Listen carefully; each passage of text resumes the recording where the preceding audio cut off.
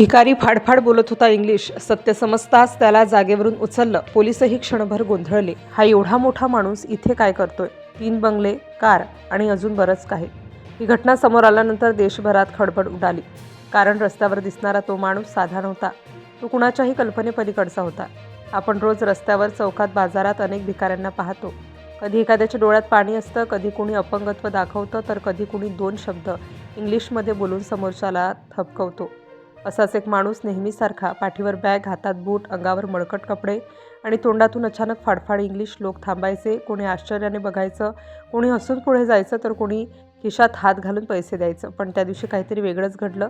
नेहमीप्रमाणे तो माणूस रस्त्यावर भीक मागत होता, पण अचानक तिथे आलेल्या अधिकाऱ्यांची नजर त्याच्यावर खिळली. कारण तो माणूस फक्त भीक मागत नव्हता, तो एखाद्या शिकलेल्या अनुभवी व्यक्तीसारखा बोलत होता. त्याच्या बोलण्यात आत्मविश्वास होता, त्याच्या शब्दात घाबरटपणा नव्हता आणि त्याच्या डोळ्यात लाचारीपेक्षा हुशारी जास्त दिसत होती. अधिकाऱ्यांनी त्याच्याकडे नीट पाहिलं, काही प्रश्न विचारले आणि इथूनच सगळ्या कथेला कलाटणी मिळाली. पहिल्यांदा तो टाळू लागला, नेहमीसारखंच रडगाणं. गरिबी, परिस्थिती, मजबुरी. पण काही वेळातच त्याच्या उत्तरांमध्ये विसंगती दिसू लागली. मग कागदपत्रांची चौकशी झाली, पत्त्याची विचारणा झाली आणि एकामागून एक धक्के समोर यायला लागले. तो भिकारी खरं तर एक संपन्न माणूस होता. ज्या शहरात तो रस्त्यावर बसून पैसे मागायचा, त्याच शहरात त्याची स्वतःची घरे होती. 1-2 नाही तर तब्बल 3 पक्के बंगले.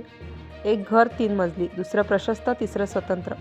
आणि सगळं कायदेशीर कागदपत्रांसह. इतकंच नाही तर त्याच्याकडे वाहनं होती, रिक्षा ज्या तो भाड्याने चालवायचा आणि सगळ्यात धक्कादायक म्हणजे एक आलिशान कार.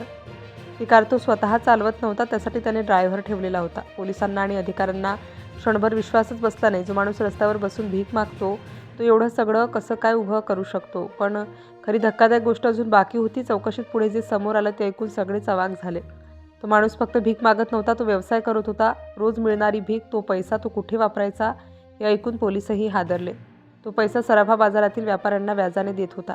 दररोज साप्ताहिक ठराविक व्याजदराने. सकाळी तो भिकाऱ्याच्या वेशात रस्त्यावर दिसायचा, दुपारी तो सावकारासारखा हिशोब ठेवायचा आणि संध्याकाळी पुन्हा त्याच वेशात फिरायचा. कोणी संशयही घेत नव्हता, कारण समोर बसलेला माणूस भिकारीच वाटायचा.